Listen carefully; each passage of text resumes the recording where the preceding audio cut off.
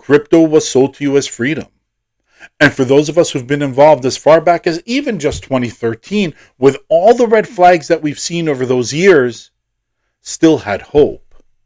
But a week ago, the US embraced privatized stablecoins, and with it came mandates, surveillance, and backdoors.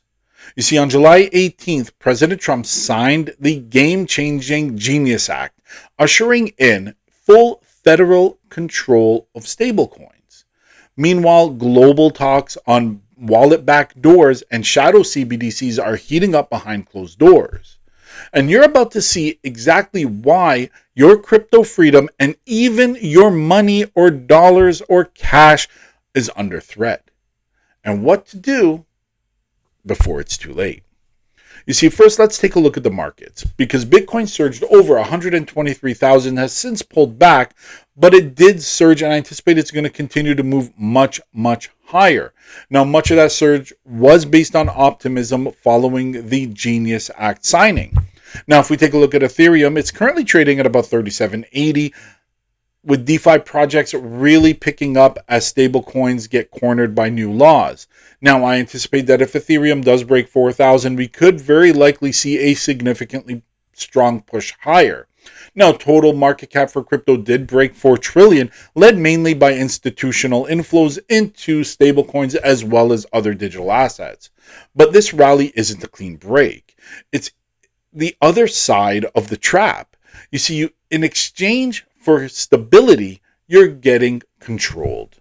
Now, it's really important at this point that we stop for a moment and take a look at the Genius Act itself, which is the guiding and establishing national innovation for U.S. stablecoins, which became law on July 18th.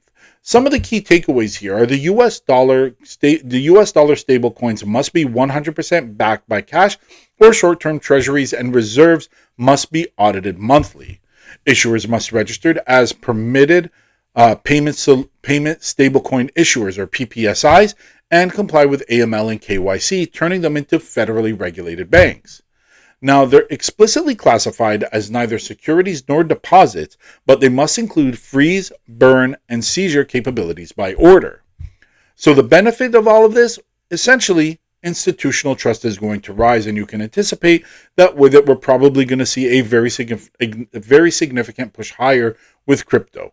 But the downside is surveillance is essentially baked into the rails. You see, private companies now hold centralized control with state-mandated freezing powers, which is a major concern. Now, let's take a look at the backdoor talks here and some of the global pressures. Because while the US regulators build control into stablecoins, global frameworks are pushing backdoor access into wallets.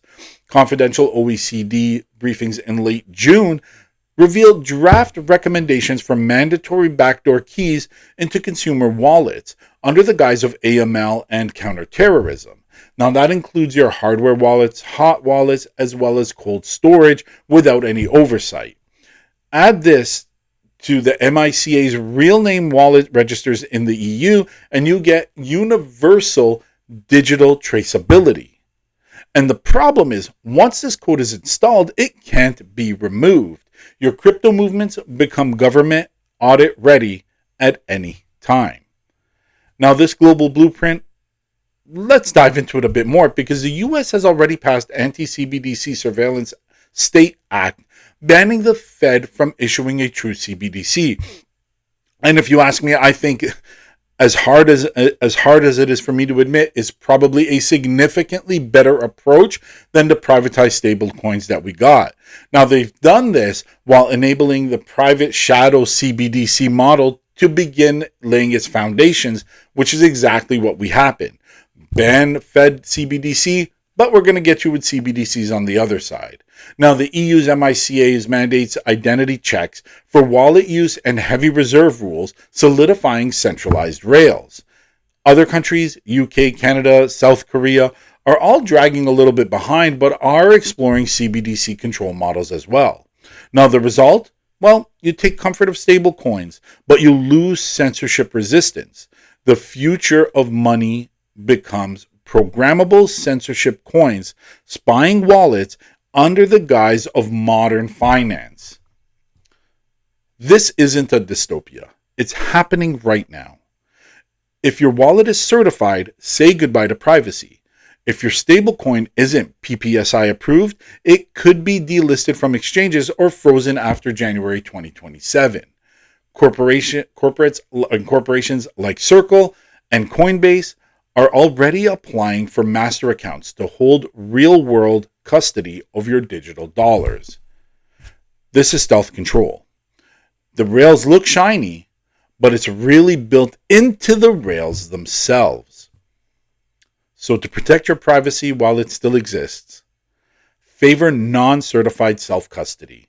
Use air-gapped hardware like Coldcard. Diversify into truly permissionless assets.